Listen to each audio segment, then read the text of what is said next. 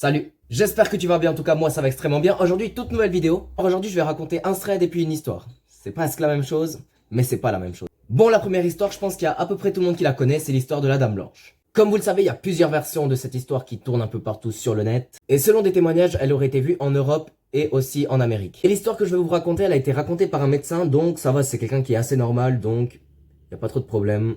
C'est parti.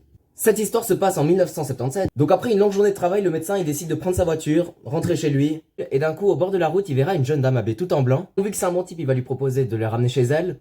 Elle va accepter, elle va lui dire où elle habite, et après plus un mot, elle va plus rien lui dire. C'est cool hein. Qui roule, la dame elle reste silencieuse, jusqu'au moment où ils arrivent au pont du Furet. Là elle commence un peu à s'agiter et tout. Le médecin il se dit ouais bon ça va. Il passe le pont, rien de spécial.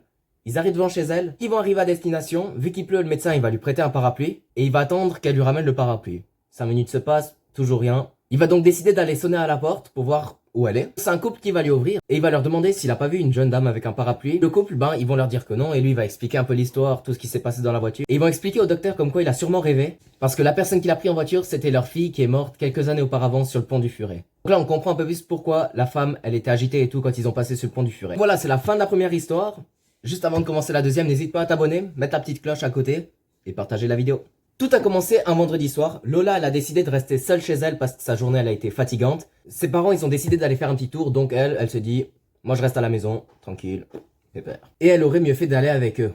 Vers 17h15, elle va entendre des sifflements, mais elle voit que sa fenêtre, elle est ouverte, donc elle va pas trop se poser de questions, elle va se dire comme quoi c'est sûrement quelqu'un dehors qui s'amuse. Mais 5 minutes plus tard, les sifflements, ils ont toujours pas arrêté, donc elle décide d'aller voir dehors et elle voit personne dans la rue, donc là, elle se dit... c'est un peu bizarre. Elle se dit qu'elle va fermer les fenêtres, jusqu'au moment où elle entend quelqu'un qui lui dit « Eh oh !» La petite Lola, elle est en panique, vu qu'elle a que 13 ans, elle ne sait pas comment se défendre, donc elle décide d'aller prendre son ciseau qui est dans sa trousse, et elle court au salon pour aller voir si, peut-être, c'est sa mère qui est rentrée. Elle arrive en bas, personne, donc elle décide d'appeler sa mère. Elle l'appelle, elle lui demande si c'est elle qui est rentrée et qui est ressortie, et sa mère lui dit que non. Donc en gros, là, la Lola, elle commence à flipper. Elle décide donc de courir dans sa chambre, s'enfermer à clé et attendre que sa mère, elle revienne.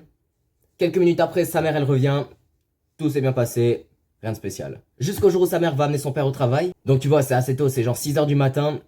Et devine quoi? Elle a entendu les mêmes sifflements qu'il y a quelques jours auparavant. Donc là, elle flippe. Mais le truc, c'est qu'on n'a pas plus d'informations sur cette histoire. Donc, peut-être que les prochains jours qui suivent, on aura d'autres informations. Et si tu veux savoir la suite, abonne-toi, mets la cloche. Comme ça, tu seras au courant dès que je fais la prochaine vidéo. Et moi, je te dis à la prochaine. Ciao!